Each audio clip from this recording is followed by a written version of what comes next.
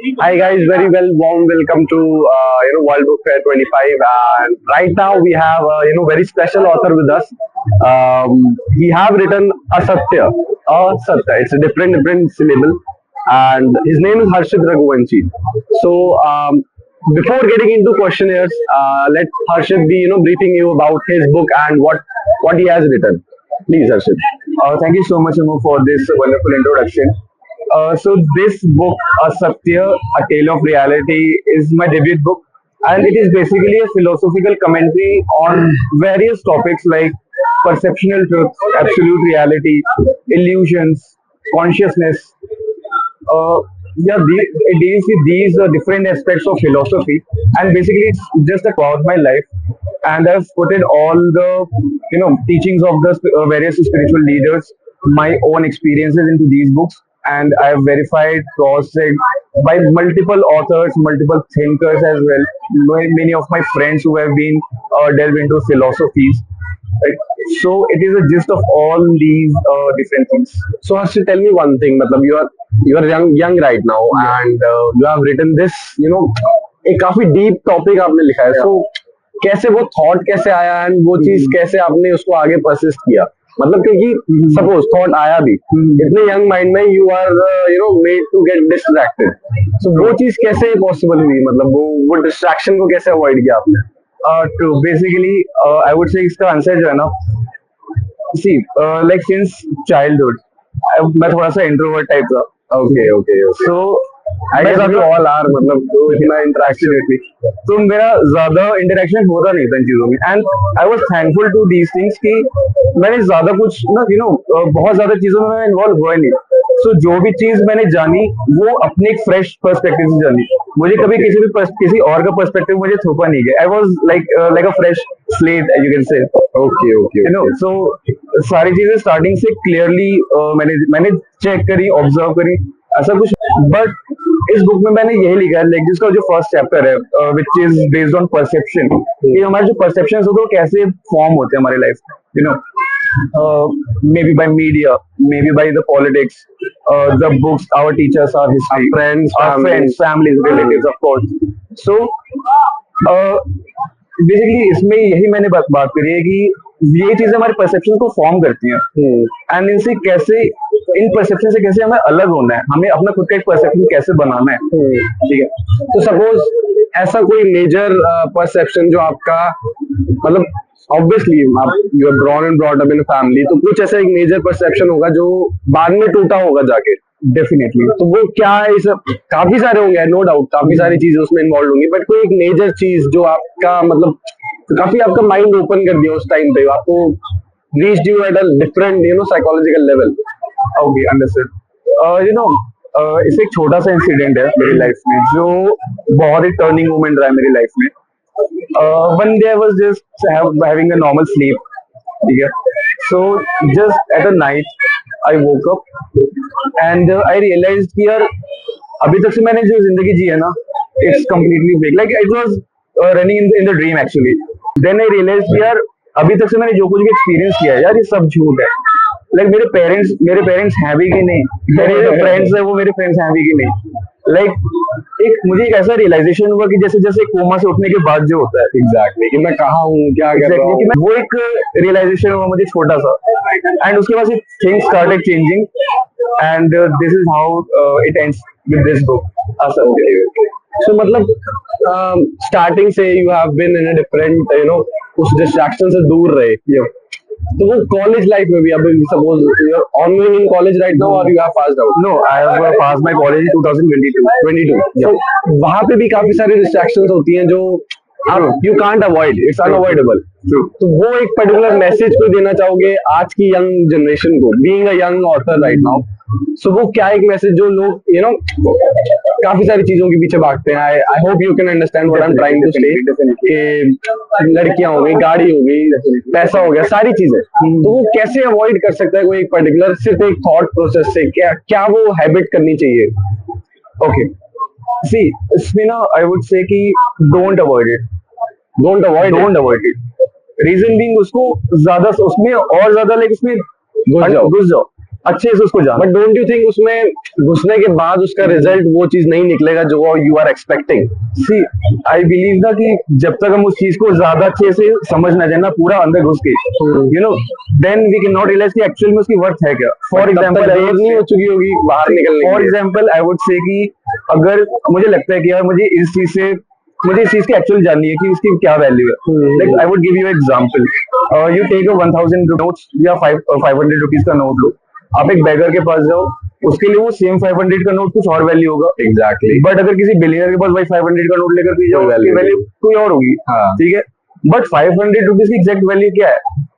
Depends on the person, right, depends on the perspective. See, एक चीज की different सारे पर्सपेक्टिव होते हैं। अगर मुझे जानना है कि यार इस चीज का एक्चुअल, सी बात ये ना कि हमें छोड़ना नहीं उन चीजों को, हमें उनका एक्चुअल कॉज समझना है कि अगर ये चीजें हैं, लाइक जो भी डिस्ट्रैक्शन है वो क्यों है, इस डिस्ट्रैक्शन का मतलब है क्या मेरी लाइफ में, इस डिस्ट्रैक्शन को मैं यूज कैसे कर सकता हूँ अपने for my own well being. Suppose कोई बड़ा आपसे कुछ कहता है कि सपोज कोई एक पुरानी कहावत को अगर हम उठा लेते हैं कि जल्दी का काम शैतान का। जल्दी का काम, ठीक है, बट उसके एग्जैक्टली ऑपोजिट कहावत है कि कल करे सो आज कर, आज करे सो अब। सो ये कैसे, how can that person have a perspective उस बेसिस पे?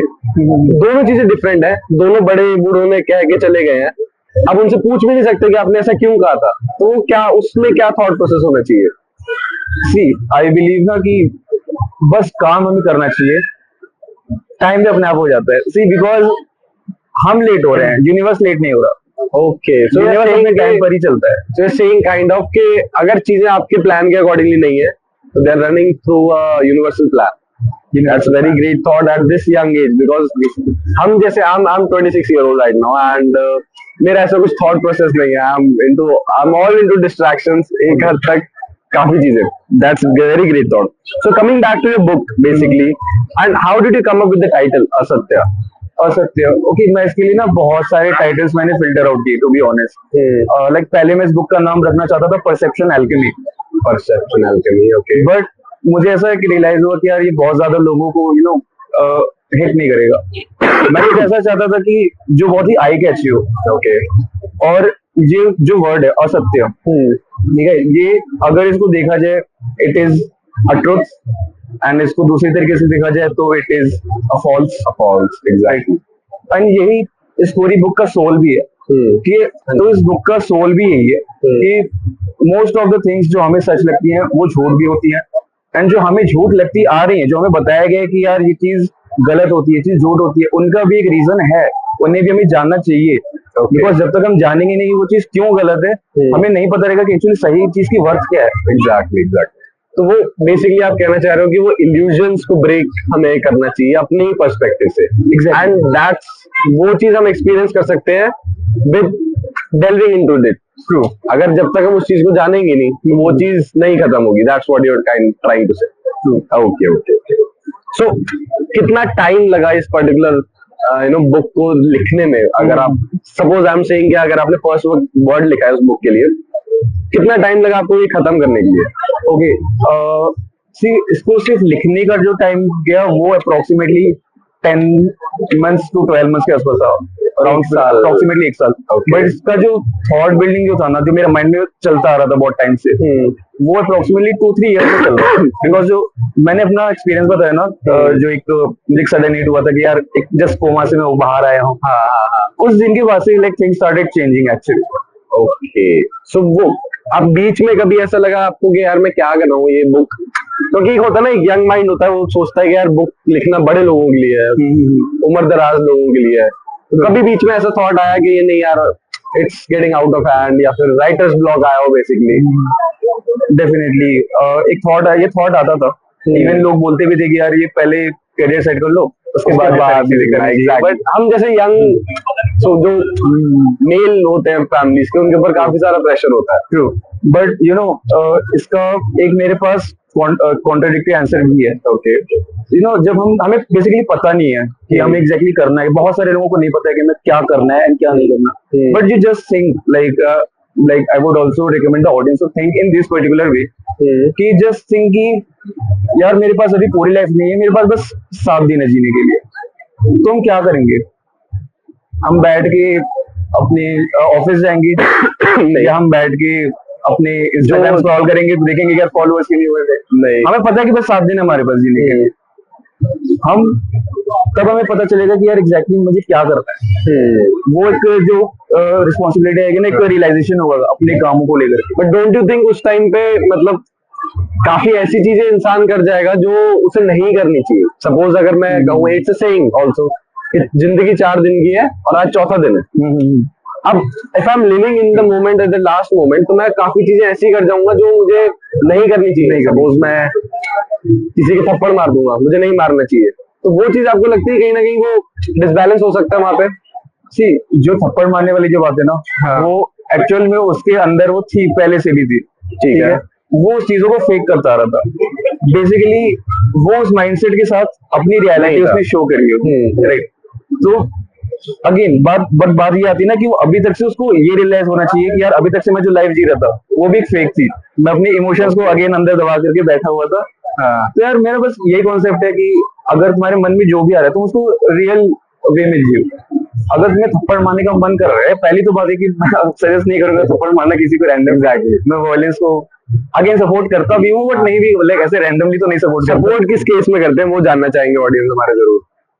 अगर उसे किसी का लाइक भला हो, लाइक फॉर एग्जाम्पल बॉर्डर्स पे हम लोग लड़ाई मीठी बातें नहीं कर सकते। ठीक है, वहाँ पे पोएट्स का काम नहीं होता बॉर्डर, वहाँ पे सोल्जर्स का ही काम होता है। ठीक है, तो कहीं कहीं भी वॉयलेंस जरूरी भी होता है, कहीं कहीं पे जरूरी नहीं भी होता है। तो जैसे महात्मा गांधी जी ने बोला था कि अहिंसा नहीं करनी चाहिए, तो वो कहीं ना कहीं वो डेली लाइफ के बारे में बात कर रहे हैं, not talking about other scenario, सारे सिनेरियोज की नहीं भी बात कर रहे हैं। Fair enough. तो उसमें काफी सारी चीजें हैं हर्षित, जो नॉर्मल ऑडियंस को, सपोज आपकी टारगेट ऑडियंस जो है उनको नहीं भी समझ आएंगी, तो वो चीज आपने सॉल्व करने के लिए क्या इसमें ऐसा एक यूनिक चीज रखी है जो, मतलब जैसे सपोज अगर मैं हूँ, younger than me people are trying to go through the book as well, तो कुछ चीजें नहीं भी समझ आएंगी, उसके लिए क्या इसमें बुक में ऐसा यूनिकनेस है जो लोगों को पता लगेगा? ओके, सी, अब पूरी बुक पढ़ो या ना पढ़ो, इस बुक के लास्ट में एक छोटा सा कोटेशन है। ओके, एकदम लास्ट यहाँ पे, I would like you to read this out. Liberation and God cannot coexist, as where there is God, liberation is incomplete. For true liberation is also the freedom from the idea of God. इसको explain करेंगे definitely. सी, हमें basically ना ये जो एक book है ना, ये पूरी एक जर्नी है। ओके, जो स्टार्ट होती है हमारे परसेप्शन से लेकर के, जो परसेप्शन हमारे फॉर्म होते हैं उनसे लेकर के वो एब्सोल्यूट कॉन्शियसनेस तक जाती है, समाधि तक। इसका जो लास्ट चैप्टर है समाधि, उस तक जाती है।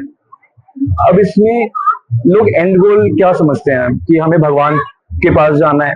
बहुत सारे रिलीजन्स का एंड गोल यही होता है कि भगवान में जाकर के मर्ज होना है। बट वो क्या ही लिबरेशन होगा अगर हम लोग वहां भी तो जाकर के सरेंडर ही कर रहे हैं, अभी भी सरेंडर किए हुए हैं। बट ये भी तो है ना कि मतलब उनका वो गोल है, मतलब दे हैव डिसाइडेड देयर गोल, तो वो अचीव तो हो ही रहा है ना किसी ने बाय एनी मींस, तो वो चीज तो उनकी फुलफिल हो रही है। But again I would say कि it's not a complete liberation. I would see again वो गोल है, उसको पूरा करो, कोई दिक्कत नहीं है, but okay, because it is not liberation in its truest form, I would say. Okay, so मतलब बेसिकली आप पूरा मत करो, कोई और पूरा करे। सी, आई वुड से अगर लिबरेशन जहाँ पे वो करना, वहां पे मैं भगवान की जरूरत नहीं पड़ेगी। ओके, सो आई गेस कोई फेवरेट ऑथर जिससे आप इंस्पायर्ड हो, मतलब कोई ना कोई ऐसा एक पर्टिकुलर ऑथर होगा जिसको ये पढ़ के आपका ये थॉट प्रोसेस आया था? ट्रू, बेसिकली दो ऐसे लोग हैं। ओके, पहले हैं mister Alan Watts. He is a philosopher, thinker and writer. Unfortunately he is no more. Okay, and दूसरे हैं mister Rajneesh Osho. Okay, like I think most of the people are knowing him.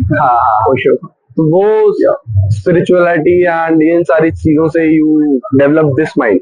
या उनका भी एक सपोर्ट रहा है, बट अगेन मैं उनके आइडियाज को कोई कॉपी भी नहीं कर रहा, ना कॉन्ट्राडिक्ट कर रहा हूँ। ऑब्वियसली, मतलब you are getting in the ideation, but अपना पर्सपेक्टिव। हाँ, बेसिकली आपने क्या एक्सपीरियंस किया? उन्होंने लाइक इन दोनों ऐसे लोग हैं ना जो स्पिरिचुअलिटी और लॉजिक एक बैलेंस लेकर के चलते हैं, क्योंकि कंप्लीट स्पिरिचुअल होना भी सही नहीं है और हर जगह पे सिर्फ लॉजिकल होना भी सही नहीं होता। ओके, सो कोई एग्जांपल, जैसे suppose most of the people are right now in this phase कि वो प्रैक्टिकल काफी होना चाहते हैं, they don't want to get emotionally attached to people, जिनसे वो इमोशनल अटैचमेंट वापस आता नहीं है, तो they want to get more practical. तो वो जैसे आप बता रहे हो, लॉजिक की जगह लॉजिक की जरूरत हर जगह नहीं होती, तो वो कौन से सिनेरियोज है जहाँ पे ऐसा आपको लगता है कि लॉजिक की यहाँ जरूरत है, यहाँ नहीं है? तो इसका आंसर ना मैं अभी नहीं दूंगा। मैं मेरी एक अपकमिंग बुक है, उसका नाम है love and logic. Okay okay तो बेसिकली इट्स अ डाइकोटोमी कि हमें कहाँ पे इमोशनल होना चाहिए एंड कहाँ पे एनालिटिकल एंड लॉजिकल होना चाहिए। ओके। तो ये आंसर जो होगा ना, हमें इसका अपकमिंग upcoming प्रोजेक्ट book के में बारे में भी एक जिस्ट मिल गया है कि Harshit is launching his new project as well. तो कब तक हम जान सकते हैं, हमारे ऑडियंस कब तक वो आ सकता है? सी अगर सारा कुछ अच्छा रहा तो by the end of this year. By the end of this year.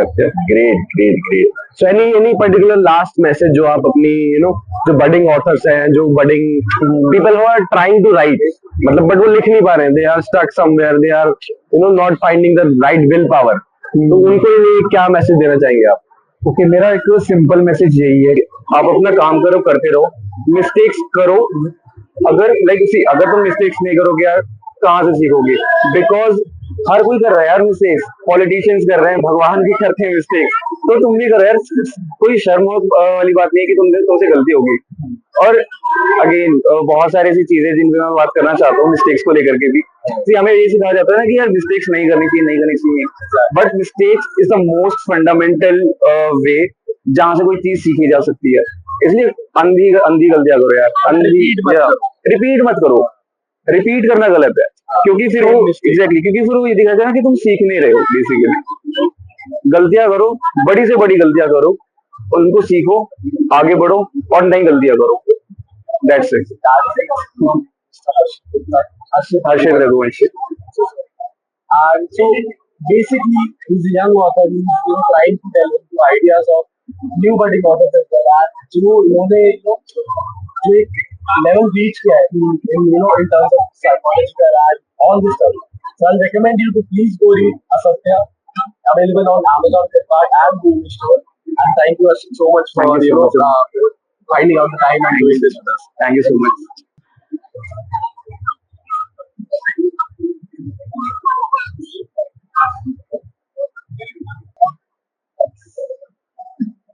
Thank you so much, Harshit. Thank you so much.